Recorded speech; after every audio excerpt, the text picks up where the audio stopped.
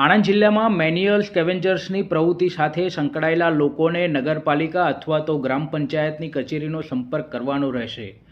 આજરોજ 31 ઓગસ્ટના બપોરે 3:30 કલાકે આપવામાં આવેલ અખબાર યાદી પ્રમાણે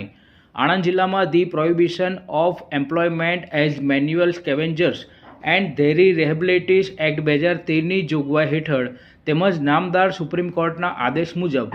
મેન્યુઅલ સ્કેવેન્જર્સ અને અસ્વચ્છ શૌચાલયનો રાજ્યવ્યાપી સર્વે કરવા માટે ભારત સરકાર દ્વારા ગાઈડલાઇન બહાર પાડવામાં આવી છે। આ ગાઈડલાઇન મુજબ માથે મેલું ઉપાડનાર તેમજ કોઈ વ્યક્તિ દ્વારા માનવ મૂત્રની કોઈપણ પ્રકારના ઉપકરણો કે સલામતીના સાધનો વગર ખુલ્લા હાથથી સફાઈ કરવા તેમજ માથે ઉપાડવા ઉપર પ્રતિબંધ છે। તેમ છતાં કોઈ વ્યક્તિ આવું કામ કરતી હોય તે અંગેનો સર્વે કરવા માટે તેમજ અસ્વચ્છ શૌચાલયનો રાજ્યવ્યાપી સર્વે કરવા માટેની સૂચનાઓ મુજબ આણંદ જિલ્લામાં આ પ્રકારનું કામ કરતી કે પ્રવૃત્તિઓ માટે